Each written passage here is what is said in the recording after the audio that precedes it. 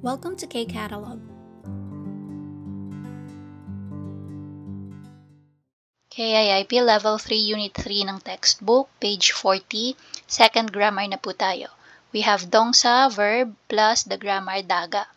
So, sabi sa explanation, 어떠한 행위나 상태가 중단되고 다른 것으로 전환됨을 나타낸다. Sabi 행위. So, pag sabing 행위, action. Or 상태, situation. 중단되고. So, 중단되다, ibig sabihin is ma-interrupt or mahinto. Okay? So, mahihinto siya. And then, 전함됨. So, yung 전환되다, ibig sabihin magta-transition siya, no? Mapapalitan, kumbaga, ng iba pang action or situation naman din. So, paano yun? Siguro yung unang gawin natin is ano yung word na pwede nating i-associate dito kay daga. So, again, no, kay verb lang po siya applicable. And yung naisip kong pinakaangkop na salita sa Tagalog is tapos or pagkatapos. Pagka or yung tapos lang. Yan. Or at. Yan. At pagkatapos o kaya naman at. Tapos, ayan, kahit alin dyan, no? Tapos sa English naman, pwede yung while. Pwede din naman yung and or then. So, depende po sa situation or sa sasabihin mo. Ang pinaka-importante is yung gamit niya kapag mayroong action or situation na magta-transition, okay, sa panibagong action or situation. So, para hindi tayo malito, check natin yung mga example. So, dito sabi ni Jason, 요즘도 컴퓨터를 배워요? Sabi niya, to these days, do you still learn computer? So, yung do, no, din or rin sa Tagalog. Sabi niya, nowadays, nag-aaral ka pa rin ba ng computer? Sagot si Gutchon, 아니요, 컴퓨터 학원에 다니다가 어려워서 요리 수업으로 바꿨어요. So, dito ano yung ginamit na action word? Yung danida, to attend. Okay, so dagdagan ng daga. So, daga. Okay, so ano nangyari? From computer class, nag-transition siya to cooking class. Okay, so napalitan. Bakit? Ano yung reason niya? Nahirapan kasi siya. Okay, so ito, no, pasok yung explanation dito. So again, no, yung sabi ko kanina, pagkatapos o kaya at, o kaya tapos. So sabi niya, hindi na. Nag-attend ako ng computer academy, tapos nahirapan ako, kaya nagpalit ako ng cooking class. So check natin yung ibang example. Dito sabi ni Ga, 요즘도 외국인 인력 지원 센터에서 구직 상담을 받으세요. So, ito munang 외국인 인력 지원 center. Ibig sabihin po niyan is foreign. Sulat ko, foreign workforce support. And then yung center is center. Again, yung question niya, these days, do you still receive job search counseling at the Foreign Workforce Support Center? Hanggang ngayon ba nagpapa-counsel ka pa rin about sa job search doon sa Foreign Workforce Support Center? Yan. So, ano yung sagot nina?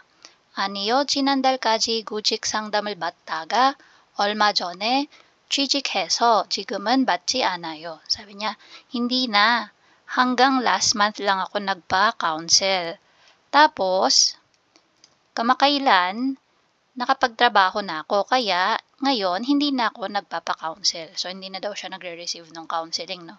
Kasi nga, ano yung nangyari? From receiving yung counseling, nagkaroon na siya ng trabaho, kaya hindi na siya nagpapa-counsel this time. Okay? So, dito yung ginamit na word is yung batta, to receive. Yan. So, drop mo yung da and then add daga. So, actually, kahit ga na lang pala yung ilagay natin, no? Kasi da rin naman pala yung idadagdag. Okay, so dito tayo. 영화를 보다가 재미없어서 나왔어요. Sabi niya, nanonood ako ng pelikula at hindi siya interesting kaya lumabas na ako. Okay, so boda, to watch. Okay, so habang nanonood siya, biglang na-realize niya hindi pala maganda or hindi interesting kaya lumabas na lang siya. So, ano yung nangyaring transition from nanonood to lumabas na. Okay? So, again, no, yung pinaka-pinopoint is may pagbabago or transition na naganap. So, pwedeng action or pwedeng yung sa situation. Next, 책을 읽다가 친구가 와서 밖에 나갔어요. Sabi niya, nagbabasa ako ng libro, tapos yung kaibigan ko dumating kaya lumabas ako. Okay? So, nasa loob siya malamang ng bahay, nagbabasa siya ng book, tapos dumating yung kaibigan niya, kaya lumabas siya ng bahay. Okay, sa labas. So, dito yung rule natin. Daga, madali lang. So, again, kay verb mo lang siya pwedeng gamitin. May batchim or wala, doesn't matter. Drop mo yung da and simply add daga. So, gada, mokta, may batchim, walang batchim, pareho lang, daga. Gadaga, moktaga. Chongsuhada, chongsuhadaga. So, dito tayo ngayon sa application ni dongsa plus daga na grammar. So, madali lang siya. Sabi dito, tingnan kung ano yung ginawa sa example.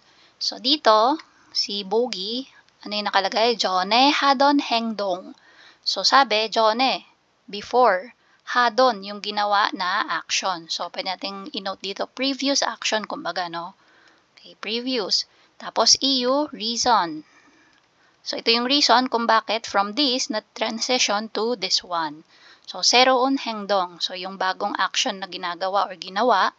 Tapos, pwedeng action, pwedeng sangte, situation. So, pwedeng mapapalitan yung ginagawa mo ng another ginagawa or from ginagawa mo, sasabihin mo yung reason, tapos explain mo kung ano na yung naging situation. Okay? So, tingnan natin. Gongbuhada, nag-aaral. Tapos, yung EU, reason, morunon da noga itta. So, meron daw siyang mga hindi alam na salita. Anong nangyari? Sajonul chatta. So, hinanap daw niya sa dictionary. Okay? So, yung unang ginagawa niya is nag-aaral. Tapos, dahil may hindi siya alam na salita, parang na-interrupt yung pag-aaral niya. Ang ginawa niya is kumuha siya ng dictionary and hinanap niya yung salita doon sa dictionary. Okay? So, ganito yung naging transformation niya. Sabi niya, gongbu ha daga. So, dito dinagdag si daga na grammar, no? So, dito, dahil puro da na yung ending niyan, hindi ko na i-cross out yung da, no? Dadagdag ko na lang yung ga. So, gongbu ha daga. Tapos, morunen danoga itta. Yung itta naging isoso. So, nadagdagan lang ng grammar na aso, oso, or heso. Okay? Yung ating pagre-reason out. And then, sajon을 찾았어요. So, yung chatta, naging 찾았어요. Naka-past tense. Gawin natin kay numbers 1, 2, 3, and 4 kung paano yung ginawa kay example. So, dito, television을 보다가 재미없어서 잠이, so si 들다 magiging 들었어요. Past tense din yung gagawin natin. Okay, so anong ibig sabihin ng number 1? Sabi niya, nanonood ako ng TV and then hindi siya interesting so nakatulog ako. Next, number 2. 휴대폰으로 통화하다가 엘리베이터를 타서 전화가 끊어지다. So dito magiging 끊어졌어요. So ito i-cross out ko yan. Palitan ko ng 쳤어요. So ano ibig sabihin ng number 2? So nakikipag-usap daw siya sa phone and sumakay siya ng elevator. That's why yung phone or yung usapan ay naputol. Kasi malamang wala ng signal sa loob ng elevator. Number 3. 책을 읽다가 커피를 쏟아서 책이 젖었어요. Okay, yung number 3 naman, sabi niya, nagbabasa ako ng libro, tapos natapon ko yung kape. So, yung sotta, ibig sabihin po ng sotta dyan is natabig. So, natumba yung coffee. Yan. So, natabig ko yung coffee, kaya nabasa yung libro. 책이 젖었어요. If manotice nyo, no, sa number 1, yung previous action, napilitan ng another action. Sa number 2, in-explain niya yung yung ginagawa niya, nakikipag-usap, and then, napalitan no, paano yung nangyari sa situation. And then, number 3, ganun din. So, sinabi niya kung ano yung ginagawa niya, tapos, nag-transition yung action niya to kung ano yung naging sitwasyon. After sabihin kung ano yung reason. Number 4, 요리책을 보고 요리를 하다가 따라하기 어려워서. So, si 어렵다 magiging 어려워서. And then, 문화체육센터에서 요리 수업을 듣다. So, si 듣다 magiging 들었어요. Ayan. So, sabi sa number 4, gamit yung libro, tinitingnan niya yung libro, nagluluto siya, tapos, nahirapan siyang i-follow kung ano yung mga instruction dun sa book. Kaya, ang nangyari is, nagpunta na lang siya sa Culture Sports Center and nag-apply siya or sumali siya sa cooking lesson. So, yun po yung ating application ng dongsa plus daga na grammar. Again, no, ang importante dito is, masasabi natin yung transition ng action from one action to another one. Okay? Or, yung action, tapos sasabihin mo yung reason, and then, i-explain mo or describe mo yung situation. Okay? So, yan po si dongsa plus daga. Okay, dito tayo sa number 2. Again, application pa rin to nung dongsa plus daga na grammar. Sabi dito sa instruction, 여러분은 하다가 그만둔 일이 있어요? 친구들과 이야기해보세요. So, sabi niya, tinatanong, no, ikaw ba meron kang ginagawa tapos tinigil mo? So, pag-usapan with your friend or kasama. So, practice ng paggawa ng sentence and speaking. So, dito, merong topic, sabi, 매일 아침 운동을 하다. So, ginawa niyang, 매일 아침 운동을 하다가 너무 힘들어서 포기했어요. So, sabi niya, every morning, I'm working out or nag-exercise ako, tapos, sobra akong nahirapan, kaya I gave up. So, ngayon, gawin natin yan. Gawa tayo ng topic natin dalawa. Tapos, gayahin natin yung format ng sentence niya. So, yung naisip ko na topic is yung 집 청소, paglinis ng bahay. 집 청소하다. Okay, so 집을 청소하다. And then, yung another one is pag-undong din. Yan, gaya-gaya tayo. So, 공원에서 운동하다. Okay. So, ito yung unang gawan natin, no? 집을 청소하다. So, ang gusto kong sabihin is, naglilinis ako ng bahay, tapos may kakaiba akong narinig dun sa vacuum cleaner. And so, nakita ko yung nawawalang pin nung aking daughter. Okay? So, naano pala, no? Nahigop ng vacuum cleaner. So, paano yon? 집을 청소하다가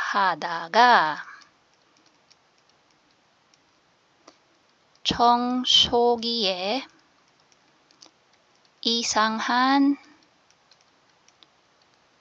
소리를 들어서 탈의 머리핀을 발견했어요.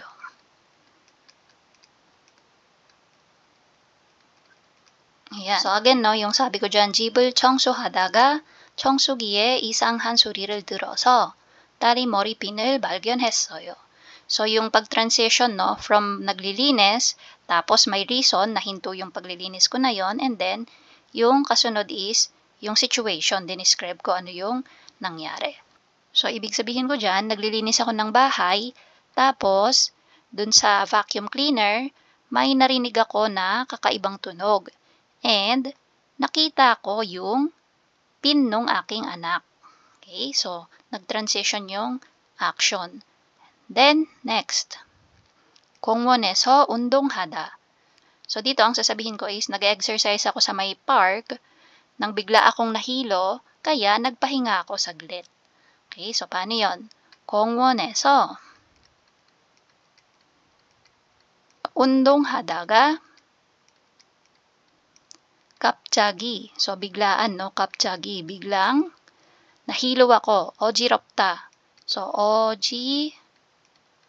tapos yung 어지럽다 magiging 어지러워서.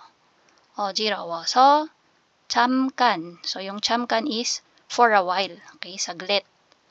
잠깐 쉬다. So, 쉬, tapos past tense ko siya. 쉬었어요. Okay, so again dito, no, sabi ko, 공원에서 운동하다가 갑자기 어지러워서 잠깐 쉬었어요. Nag-exercise ako sa may park, tapos bigla akong nahilo, kaya nagpahinga ako saglit. So that's for our dongsa plus daga na grammar. And that's it. If you find this video helpful, please hit the like, share, and subscribe button. So I still hope to see you in the upcoming videos, and again, thanks for watching.